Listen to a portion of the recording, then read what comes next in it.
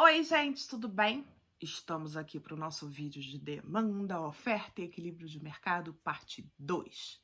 Teremos várias inovações, várias tentativas minhas. Vamos ver que bicho que vai dar, espero que vocês curtam. Mas voltamos, como sempre, com canecas. Gente, eu amo isso aqui, cara. Tipo, não sei viver sem caneca.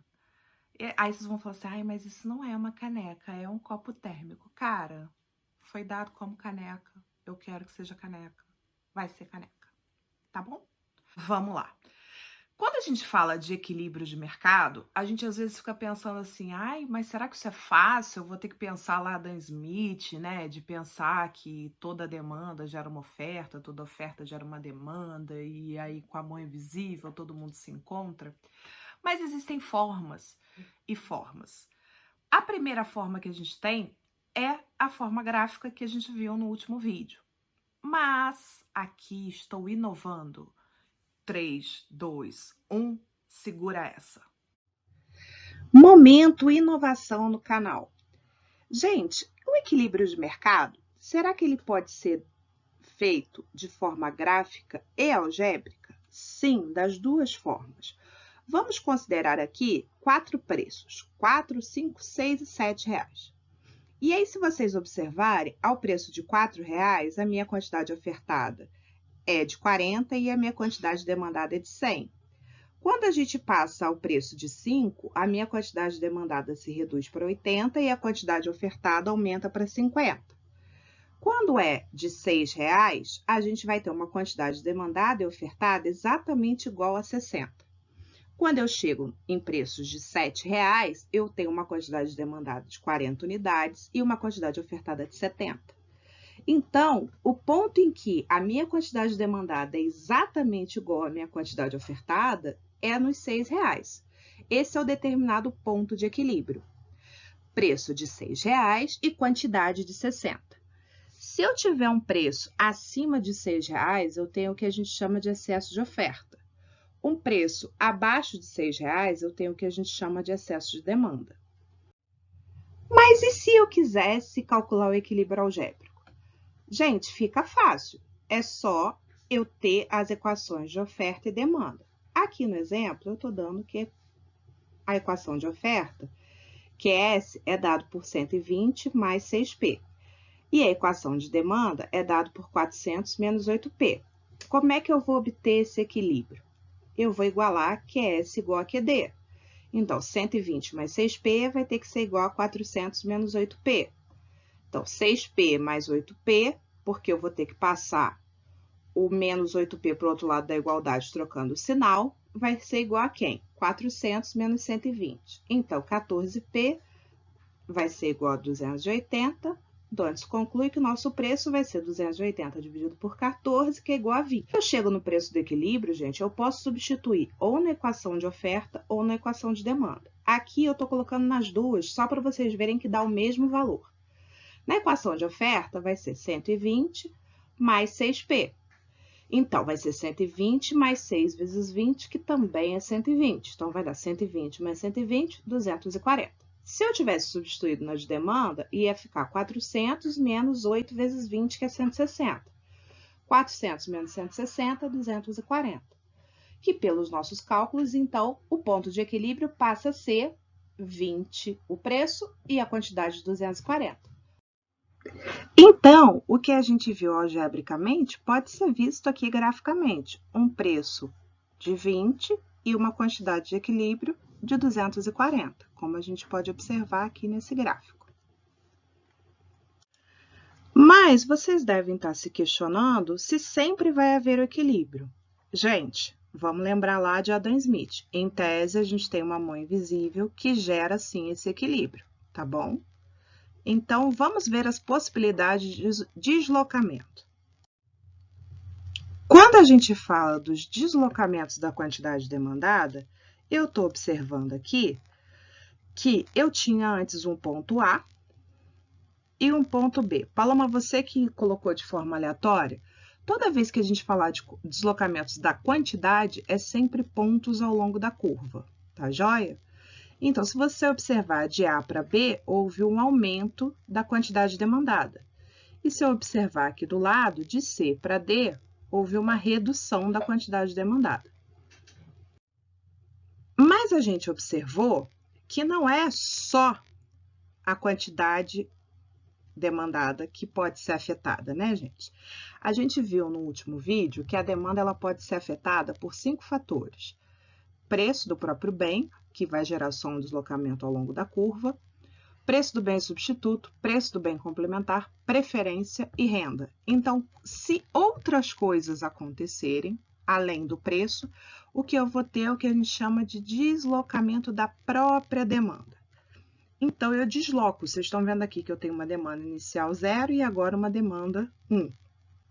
Então, eu saio dessa curva azul e passo para a curva rosa, D1. O mesmo raciocínio vai acontecer para a redução.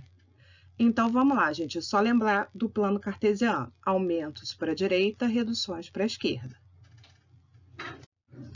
Se a gente observar, eu também posso ter deslocamentos da quantidade ofertada. Então, aqui vocês estão vendo também deslocamentos pontuais, porque aqui a gente está deslocando só preço. Então, de A para B houve um aumento da quantidade ofertada e de C para D uma redução da quantidade ofertada.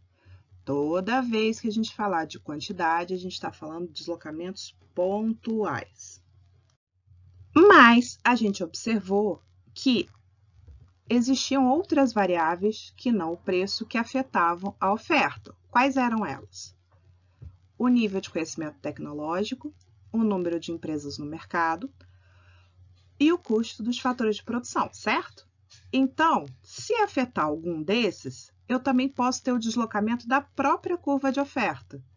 Aqui, ela estava em azul antes e agora em verde. Então, de S0 para S1, houve um aumento da oferta. Do outro lado, a gente tem uma redução da oferta. Paloma, isso pode acontecer da forma do meu bel prazer? Eu posso deslocar o quanto eu quiser? Gente, aqui eu só estou querendo mostrar os possíveis deslocamentos. Não quer dizer que vocês possam sair deslocando a curva, tá?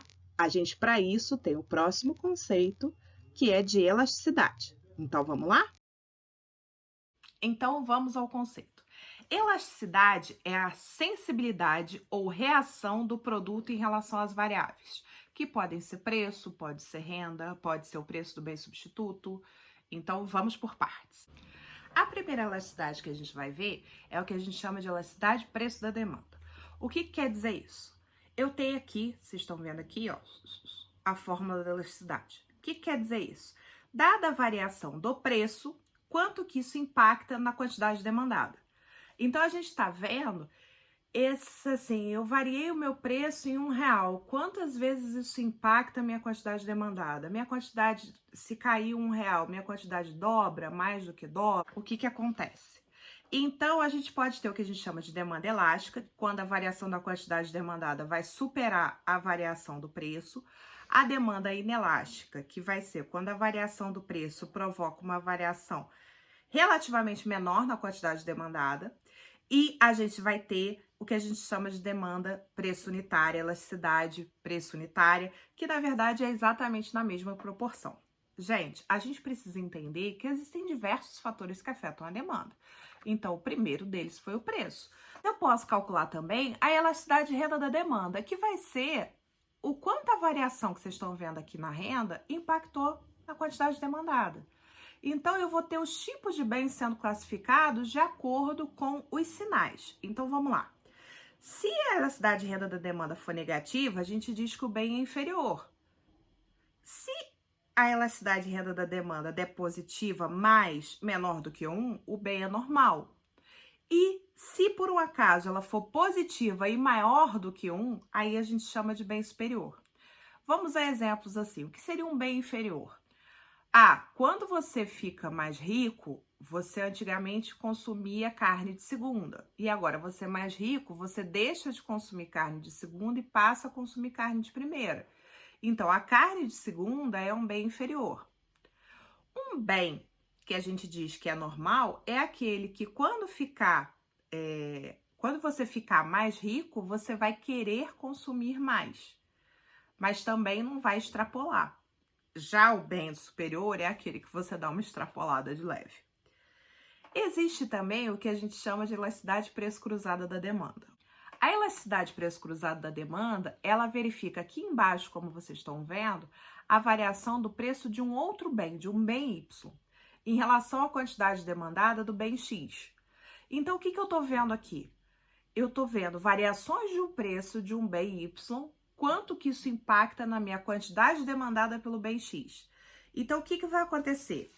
Se a minha elasticidade preço cruzada der positiva, eu digo que os meus bens são substitutos. É o caso lá de manteiga e margarina. Se por um acaso a minha elasticidade preço cruzada ela der negativa, os bens são complementares. Então fica fácil através do cálculo eu identificar os tipos de bens.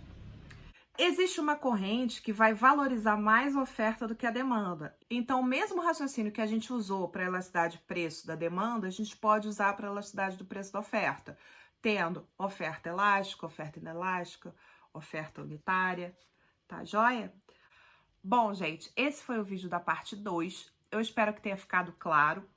E agora a gente vai dando seguimento a desmistificar essa teoria econômica que é tão bonita e tão importante.